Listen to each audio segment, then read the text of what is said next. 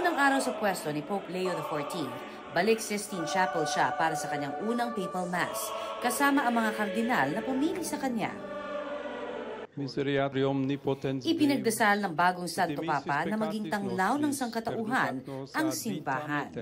Ang mga Pilipinong kardinal sa conclave, sina Luis Antonio Tagle, Manila Archbishop Jose Advincula at Caloocan Bishop Pablo Virgilio David, naniniwalang ipagpapatuloy ni Pope Leo XIV ang mga reforma at programang ipinatupad ng yumaong si Pope Francis. I can safely say majority of the cardinals would like to see a continuity of the spirit of the papacy of Pope Francis without being a clone.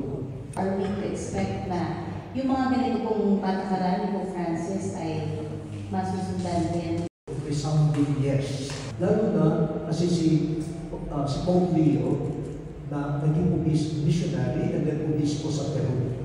So siya mismo ay exposed sa mga sitwasyon din ng kahirapan, ng climate change, ng mga sitwasyon ng mga indigenous peoples, yung mga refugees. Ramdam din daw nilang aaksyon at hindi mananahimik ang Santo Papa, lalo na sa mga issue sa immigrants at pinakamahihirap na sektor sa lipunan. Assumption ko lang ito na baka kinuha niyang pangalang Leo 14. Dahil yung predecessor niya was Leo XIII, who is a Pope, a great Pope, famous sa kanyang mga social teachings. Madala rin po itong mga pag-address itong mga social issues. Nagkwento rin si Cardinal Tagle sa pagkakakilala niya kay nooy Cardinal Robert Francis Prevost. He is a very level-headed person.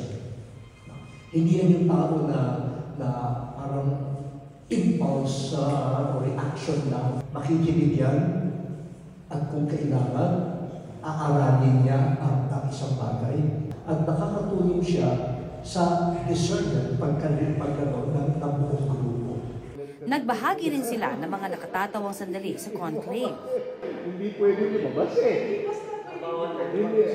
Pero, nasabi sa akin ni Cardinal Chito, meron daw palang side na toilet. I mean, candies in the system cabinet. Ngayon din, lagi ako may baong candy. Meron na naman ako. Eh, ikatabi ko nga si Cardinal Prevost. Nung humihinga-hinga na siya gusto mo ng candy? Gusto mo ng candy? Sige, bigyan mo ako ng